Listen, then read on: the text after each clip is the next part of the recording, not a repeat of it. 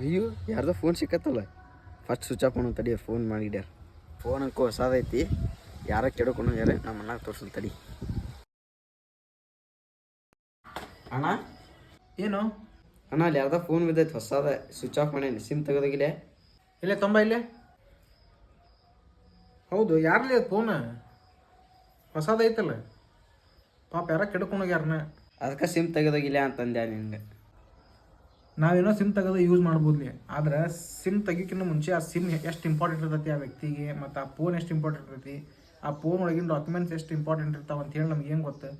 ನಮ್ಮ ಫೋನು ಹಂಗೆ ಕಳಿದಿತ್ತಂದ್ರೆ ಅದನ್ನ ಯಾರು ತೊಗೊಂಡಿದ್ದಂದ್ರೆ ನಮ್ಗೆ ಹೆಂಗೆ ಆಕತಿ ಹೇಳಿ, ಅವ್ರಿಗೂ ಹಂಗೆ ಆಕತಿ. 5,000 ರೂಪಾಯಿ ಫೋನಿನ ಸಂಬಂಧ ಅದ್ರೊಳಗೆ ಅವ್ರದ್ದು ಭವಿಷ್ಯನೇ ಇರ್ತದೆ. ಒಬ್ಬೊಬ್ರದ್ದು ಏನೋ ಎಜುಕೇಷನಲ್ ಡಾಕ್ಯುಮೆಂಟ್ಸ್ ಇರ್ತಾವೆ, ಏನೇನೋ ಫೋಟೋ ಇರ್ತಾವೆ, ಮೆಮೊರೀಸ್ ಇರ್ತಾವೆ. ಇದು ತಪ್ಪಿದೆ. ಈ ಫೋನ್ ಯಾರು ನೋಡೋ ಅಲ್ಲೇ ಕೇಳ, ಅಲ್ಲಿ ಯಾರು ಇದ್ರೆ ಕೊಟ್ಟು ಬಂದ್ಬಿಡು ನೀನು. ಆಯ್ತಣ್ಣ ಸರಿ, ಇನ್ನೇನು ಹಿಂಗೆ ಯಾವ್ದಾರ ಫೋನ್ ಬಿದ್ದಿತ್ತ ನಾ ತೊಗೊಳೋದಿಲ್ಲ. ಅಲ್ಲೇ ಯಾರ್ದಾರ ಕೇಳಿ ಕೊಡ್ತೀನಿ, ಇಲ್ಲಕ್ರೆ ಪೊಲೀಸ್ ಸ್ಟೇಷನ್ಗೆ ಹೋಗಿ ಕೊಡ್ತೀನಿ, ಅವರ ತಲುಪಿಸ್ತಾರೆ ಅವ್ರಿಗೆ. ಆಯಿತು, ಗುಡ್ ಬಾಯ್, ಹೋಗಿ ಕೊಟ್ಟು ಬಾ.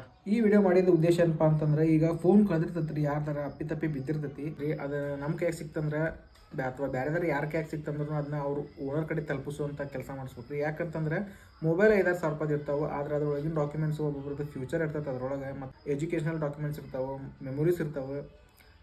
ಫೋನ್ ಕಳೆದ್ರೆ ಅದ್ರ ಜೊತೆ ಅವು ಹೋಗ್ಬಿಡ್ತಾವೆ. ಸಿಮ್ ಏನು ಬಿಟ್ಟರೆ ಡೂಪ್ಲಿಕೇಟ್ ಸಿಮ್ ತೊಗೋಬೋದು. ಹಾರ್ಡ್ ಕಾಪಿ ಇರೋದ್ರ ಬದಲು ಎಲ್ಲ ಸಾಫ್ಟ್ ಕಾಪಿ ಅಂತೇಳಿ ಮೊಬೈಲ್ನಾಗ ಇಟ್ಟಿರ್ತಾರೆ. ಹಾಗೆ ಮೊಬೈಲ್ ಭಾಳ ಇಂಪಾರ್ಟೆಂಟ್ ಆಕತಿ.